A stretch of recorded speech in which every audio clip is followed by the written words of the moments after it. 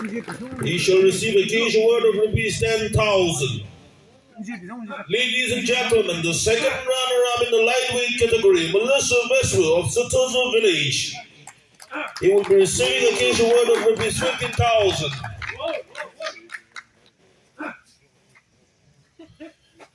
The first runner-up, a very promising wrestler, Ajalu Kiri of Garipema village. A cash award of rupees 25,000.